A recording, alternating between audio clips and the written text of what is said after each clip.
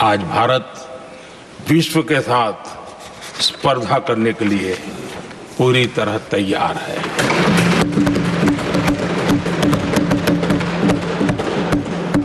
जब मैं विश्व के सीईओ फोरम की समिट देखता हूं, आज दुनिया हमारे उद्यमियों को समानता के रूप में देखती है।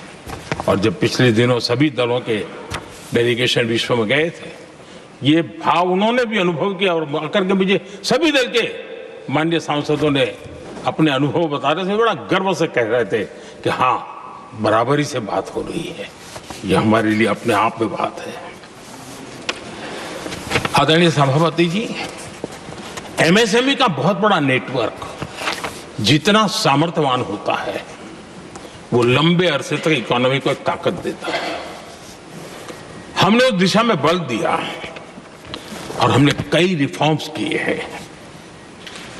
आज हमारे एमएसएमई नेटवर्क पर दुनिया का भरोसा बढ़ रहा है। बड़े बड़े हो सकता है हम हवाई जहाज नहीं बनाते होंगे, लेकिन कई हवाई जहाज हैं जिसमें कई पुर्जे मेरे देश के छोटे छोटे एमएसएमई बना रहे हैं।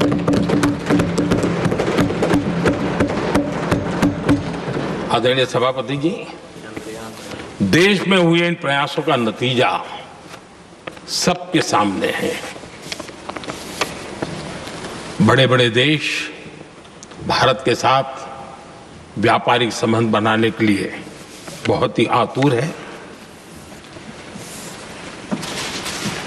यूरोपीय संघ का ट्रेड डील हो, अमेरिका के साथ अभी हुआ जो ट्रेड डील हो, और कल हमारे पीयूष जी ने सदन में विस्तृत जानकारी भी दी है।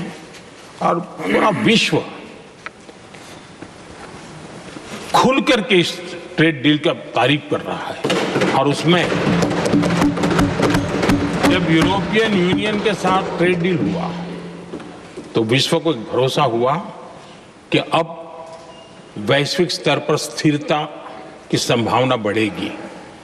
अमेरिका के साथ ट्रेड डील होने के बाद विश्व को और भरोसा हो गया कि जो स्थिरता की एहसास हो रहा था, अब गति का भी एहसास होने लगा है। अब विश्व के लिए शुभ संकेत है। आदरणीय सभापति जी, इसका सबसे बड़ा लाभ हमारे देश के नौजवानों को होगा।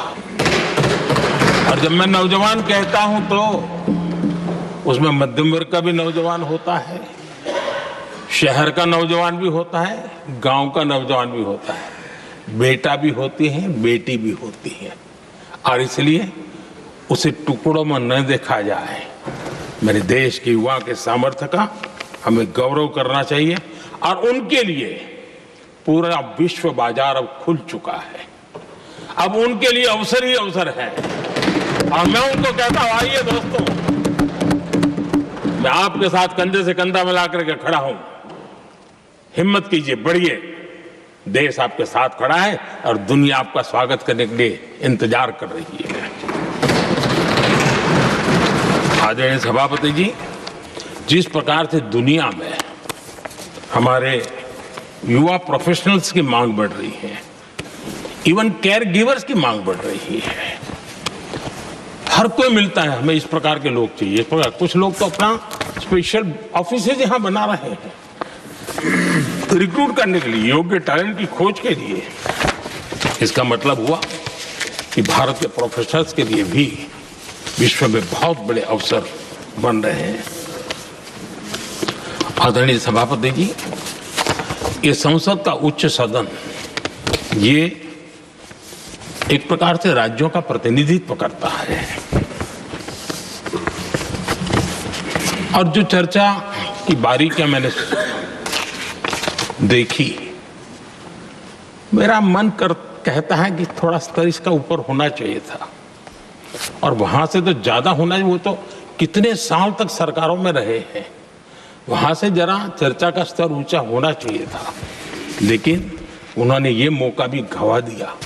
देश उन पर कैसे भरोसा कर सकता है। आदरणीय सभापति जी, मैं कल एक माननीय सदस्य को सुन रहा था यूं तो वो अपने आप को राजा कहलाने में बहुत गर्व करते हैं, लेकिन वे आर्थिक असमानता की चर्चा कर रहे थे। बताइए, जो खुद को राजा माने और वो आर्थिक असमानता की बात करे, सबको लगता है कि क्या यही देखने के बाकी रह गए थे क्या? आदरणीय सभापति जी, हमारे टीएमसी के साथियों ने काफी कुछ कहा। जरा खुद तो अपने गरेबा में देखें। निर्मम सरकार पतन के जितने भी पैरामीटर्स हैं, उन सब पैरामीटर्स में नए नए रिकॉर्ड बनाते जा रहे हैं और यहां उपदेश दे रहे हैं। क्या हाल करके रखा हुआ है। ऐसी निर्मम सरकार से वहां के लोगों का भविष्य अंधकार के अंदर डूब रहा है, लेकिन इनको कोई परवाह नहीं है। सत्ता सुख के सिवाय कोई आकांक्षा नहीं, और वे यहां उपदेश देते हैं। घुसपैठ, दुनिया का समृद्ध से समृद्ध देश भी अपने यहां गैर कानूनी नागरिकों को बाहर निकाल रहा है। हमारे देश में घुसपैठियों को बचाने के लिए अदालतों को तब तक प्रेशर पैदा किया जा रहा है। मेरे देश का नौजवान कैसे ऐसे लोगों को माफ करेगा जो घुसपैठियों की वकालत करने के लिए ताकत लगा रहे हैं। और घुसपैठिए मेरे देश के नौजवानों के हक छीन रहे हैं, उनकी रोजी रोटी छीन रहे हैं, आदिवासियों की जमीन छीन रहे हैं। बेटे बेटियों के जिंदगी पर खतरे पैदा हो रहे हैं, लेकिन उनके लिए महिलाओं पर अत्याचार होते रहे।